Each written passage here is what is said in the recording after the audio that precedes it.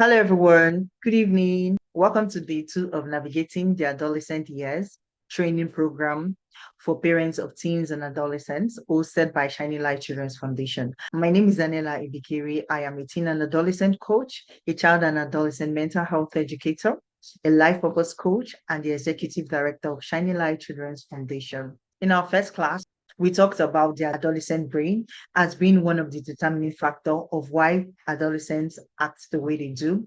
And today we're going to talk about temperament or personality types, as some people will call it, which is another determining factor of why adolescents and teenagers act the way they do. So, what is temperament? Temperament is an aspect of personality that has to do with how you express your emotions and react. It often tells people who we are. It shows how we relate to other people. It is recognized from infancy. Yes, there are 4 major types of temperaments given different names by different people. So I have a slide to share with you. So a lot of parents wonder why their child is so energetic, passive, sassy, quiet, and all that. Their temperament is why they act those way, because this is something they were born with. It is innate. Okay, so here you see that teenagers come in 4 different packages, like I mentioned earlier. So we have the intimidating homer, the creative convertible, the dependable chalk, and the systematic board. Who is an intimidating homer? The intimidating homer is the boss. Usually, this child thinks it is an honor to have him in the family. So, this child is a world changer. This child is very energetic. This child is bossy. This child is involved in a lot of things. These are the children you say they are very stubborn, like in our Nigerian settings. They say, "Oh, this child is so stubborn." No, the child is just a non-conformist. He wants to get his way. He wants things to be done his own way. And if you scold such child, it brings them down. They don't want you to compare them to other people. They just want you to understand that they are natural leaders and need to be groomed. What are the strengths of these intimidating homers? They are determined, they're hardworking, they are natural leaders. Yes. So, what are their weaknesses? An intimidating homer is very, very argumentative. They can be insensitive. Yes, they are not empathetic. They really don't have feelings for people. Yes, because it's just them, me, myself, and I. They're very competitive. They want to be the best at everything. They're prone to getting angry easily. Yes, they always get angry when they don't get things done their way. They are very impatient. So, whose child is that? Does this sound familiar? So, if you're wondering why your child is so bossy, why your child easily gets angry, why your child can be insensitive, that's because of his temperament. He is an intimidating homer, or as they may also call it, choleric. You can focus on their strengths and minimize their weaknesses. So that's why you're there to guide them, to help them to become more sensitive, to help them to learn how to be more patient, to help them to stop being over competitive. Like, it is okay for another person to win. And since he's a multitasker, he's always doing different things at the same time, you have to guide him to prioritize activities. Yes. So, number 2, we have the creative convertible. Can we see the profile of the creative convertible? This child is a child that is most judged, because a lot of people think they are serious. If you have that child that plays from morning to night, the child doesn't get tired. Most likely, that child is a creative convertible. This child likes fun. They prefer the fun way. They don't really learn in the conventional way. Things that are serious gets him or her tired. Like, they learn best through fun. People think they're serious, they're not disciplined, they misjudge them, but they are the live wire of the party. When they go in somewhere, you see that charming child that everybody wants to surround them and say, oh, your child is so cute. Oh, your child is very sociable. Oh, your child is outgoing. Those are the creative convertibles. So when I learned about this personality, I was like, this so describes my daughter. Yes, she's such a creative convertible. Playing fun. She'll be like, Mommy, this is not fun. I'm like, what, madam, fun? Like everything has to be fun. They don't like rules, like, oh, this has to be like this. You have to follow this pattern. No, that's how she is. So she was like, must we follow the rule? Must we do this? Must we play the same hairstyle? So that's such a creative convertible. They can play and hide their own work. They can play and forget where their shoes are, where their socks are, just because of play. And if you don't groom them properly, they can become liars. Because if you get too hard on them, they might just start lying. What are the strengths of the creative convertibles? Number one, they are very creative. They are flexible and adaptable. They easily adapt to changes. They are spontaneous and they're people oriented. They're very friendly and caring. And what are the weaknesses of a creative convertible? They are very impulsive. They can be unserious. They are not focused and they can be disorganized. So how do you guide this kind of children? You have to understand their learning style. You have to add a bit of fun to their learning style. They're very intelligent children, yes, but they don't just like things that are too proper. You guide them so that they'll be able to balance play and their academic works. So you have to create a balance between fun time and time for school works. You have to teach them to become more organized. That's why you're there as a parent to guide and teach them. Yes. So these are some few ways you can help the creative convertibles. The creative convertibles are the sanguines. So the third one is the dependable truck. These are the peacemakers. They're very peaceful. So if you're wondering why your child is very peaceful, very calm, very slow, then maybe that child is most likely a dependable truck. These ones are not natural leaders. They like to act from behind the scene.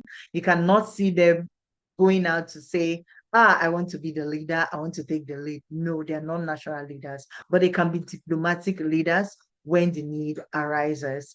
They think things thoroughly. They like to take their time to think. In the class, they might not most likely raise their hands to say things, but that doesn't mean they don't know the answer, but that's just how they have been wired. Yes, they're very calm, they're very quiet. What are their strengths? They're very loyal, they're very dependable, they're very caring, and they can be organized. What are their weaknesses? They're very rigid. They don't like to adapt to changes. They find it difficult to adapt to changes. They can be confrontational. Even when the situation needs them to be confrontational, they are very passive. Yes, they just like to follow the crowd. And neither here or there. This their friend will say, oh, let's go this way. They go this way. Oh, let's go this way. They go that way. So they are very passive. What I'll call OS member. Yes, this one says this. Yes, this one says this. Yes. These children are introverted, unlike the other two. The first two, the intimidating Oma and the creative convertibles, they are extroverted. You get the best out of them when you don't compare them to other people. So you can guide them by making them more assertive, making them to talk, making them to be able to express their needs, their thoughts, their opinions, not following the crowd at every time because they would easily succumb to peer pressure. You have to guide them to be able to adapt to changes, not to be very rigid. You have to help them to cultivate a healthy self-esteem because this temperament type is predisposed to low self-esteem. So if you do that, then you can get the best of them. Okay, so do you have a child that is most likely a dependable truck? So finally, number 4, we have the systematic 4 or the melancholy. So who are those children? They are the perfect children. The CIA always want to question people. They don't like sharing what they have, including you as their parents. They want you to be their bestie. Oh, my mommy. You know that child that would say, my mommy, when they have other siblings, they want to do my mommy, like they own their mommy or their daddy, my mommy, my daddy, my this, my cup. Oh, it's my spoon. Don't use my spoon. Don't use my this. It is my this. Even their friends, they just want to have their friends to themselves. They don't want to share their friend with other people. They're very neat. They're very accurate. They're meticulous. They're very detailed. Yes. Be ready for their numerous questions. They're very logical. They want to know why things happen. Those children that will say, Mommy, why is this? Mommy, why is Junior fat and I am slim? Daddy, why do we have that? Those children that always want to know why things happen, those are the systematic frauds. What are the strengths of those people? They are very detailed, they are very meticulous, they have very good memory, they are good in calculations, they are very loyal and caring as well. What are the weaknesses? They are very critical of themselves and other people. They tend to internalize failures. When they fail, it's as if the world should just come to an end. Like they want to beat themselves. They tend to see themselves as failures when they fail at a particular task. Temperament is also predisposed to low self-esteem because they tend to internalize things a lot. Another weakness is they're so sensitive. You can't say something to them and they just take it lightly. No, it gets to them. They are very, very sensitive. They are very, very emotional. This is where I would say I fall in. Yes, I'm a systematic forward to the core. Like you can't just say some things and I won't take it personal, but I'm growing. Yes, I'm growing. Sometimes I used to wonder, now that I've come to learn a lot about temperaments, personality types, I've come to understand that, oh, okay, this is why I act the way I do. A lot of my friends will say, you can take things personal. Hello, that is how I was wired. So I would say also is one of my sons. He always wants to be perfect. Like, mommy, this has to be like this. Oh, you have to wear your trousers first before you wear your shirt. You have to sit down like this. You have to do your dress like this. Like, is such a perfectionist. So, does this sound like a child? How can you help these children? How can you guide them and help them?